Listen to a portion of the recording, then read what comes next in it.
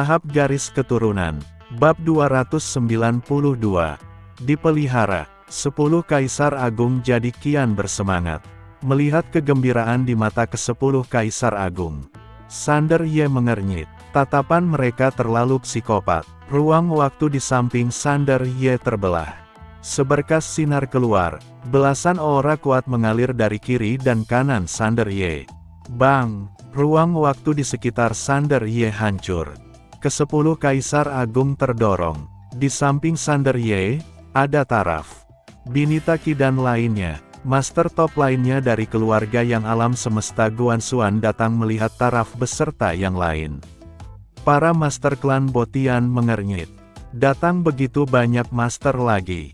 Taraf sang pemimpin berujar, bunuh. Dia langsung jadi seberkas sinar.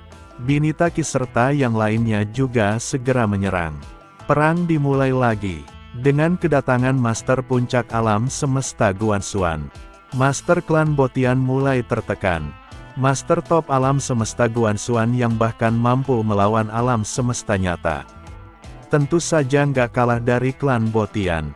Sesudah berperang, klan Botian mulai kalah dan beberapa master terbunuh.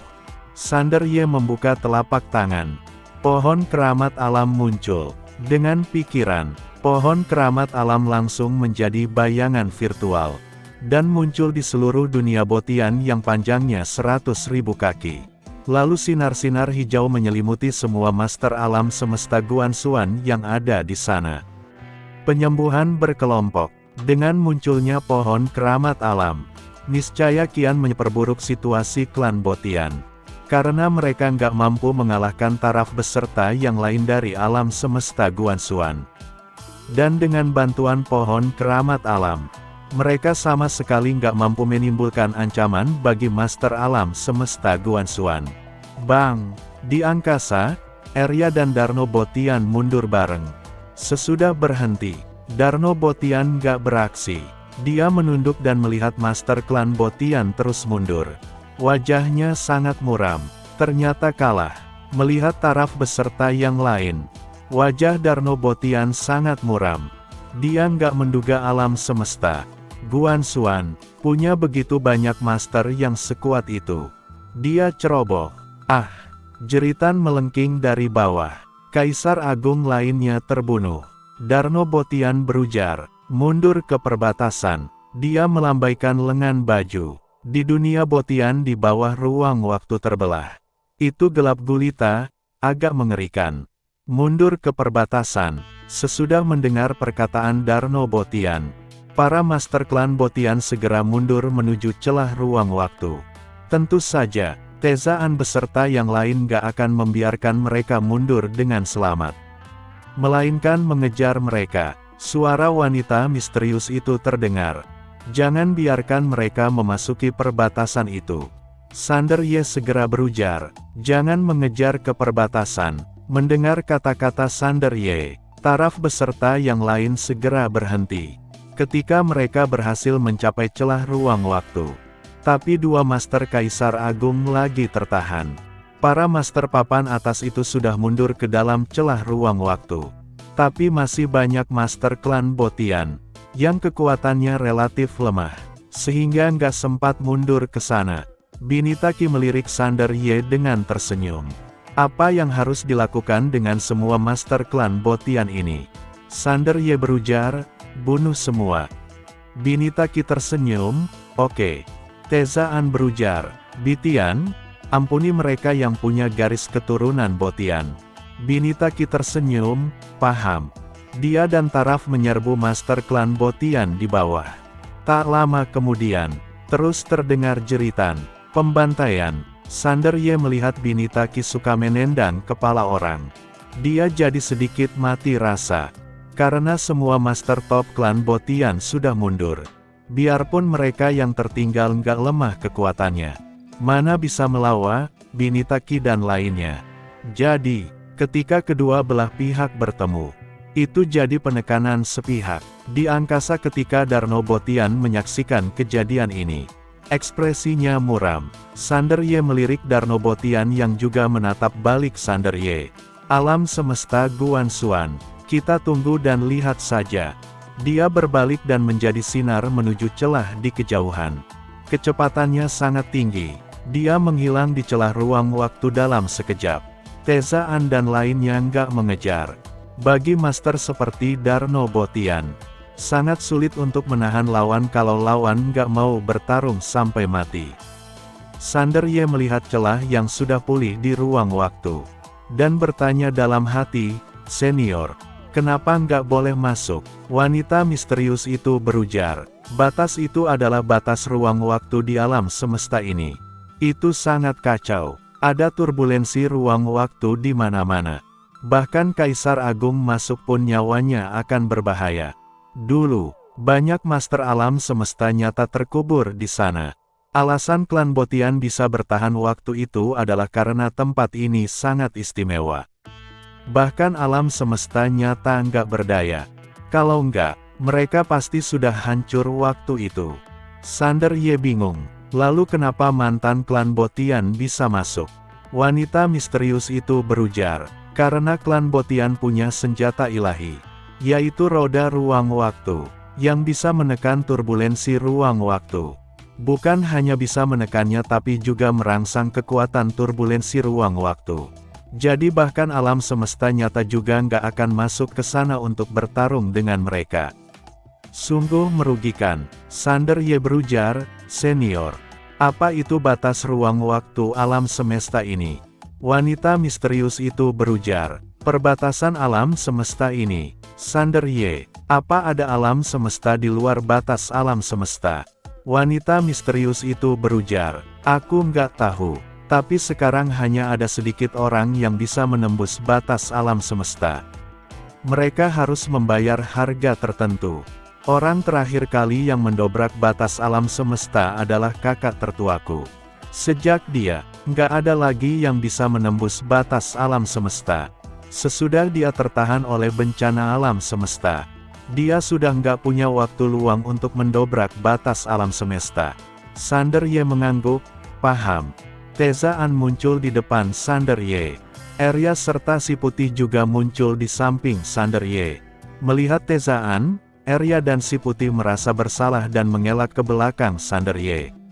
Tezaan menatap Sander Ye. Sander Ye bimbang, lalu berujar, "Kali ini, aku memang agak impulsif, lebih baik akui kesalahan dulu. Kalau enggak, dia mungkin akan dihajar. Orang lain mungkin merasa segan dengan identitas dia. Tapi dia tahu orang di depannya ini nggak akan segan. Kalau dia geram, dia mungkin akan benaran menghajarnya. Dan nggak ada yang berani membujuk dia." Tezaan berujar, "Salah apa?" Sander Ye tercengang. Tezaan menatap Sander Ye. "Orang sudah memburumu. Itu salahmu kalau kamu nggak melawan." "Paham." Sander Ye bingung. Tezaan berujar lagi, "Aku nggak izinkan kamu berulah. Maksudnya nggak izinkan kamu berinisiatif menindas orang.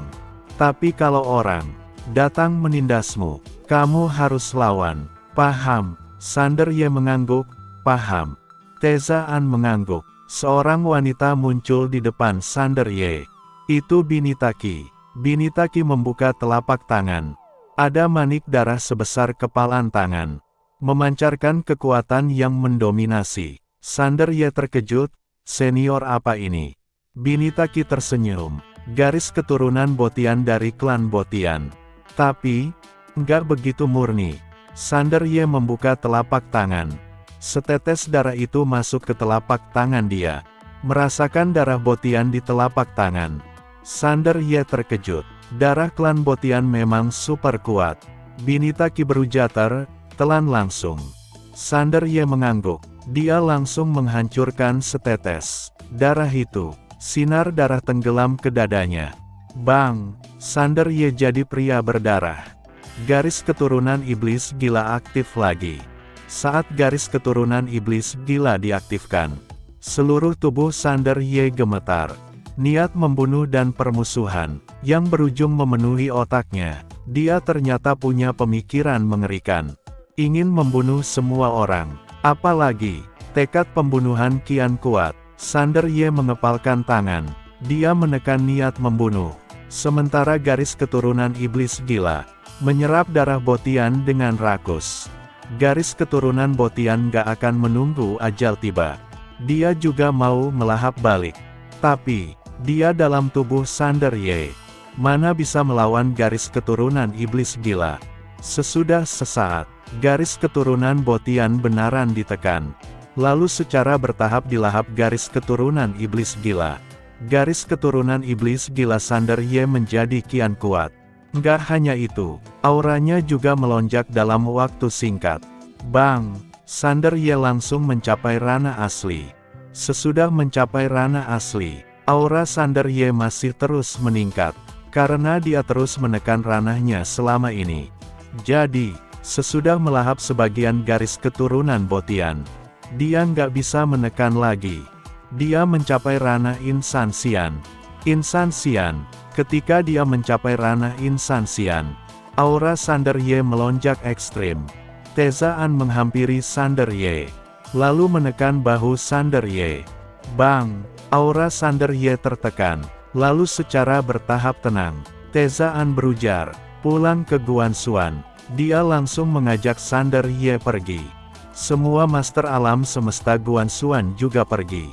Saat alam semesta Guanxuan beserta yang lain pergi, di angkasa ada seorang wanita menunduk, pemegang pedang. Di sisi kiri dan kanan pemegang pedang ada Menteri Zuo dan Menteri Wu. Mereka datang demi Darno Botian.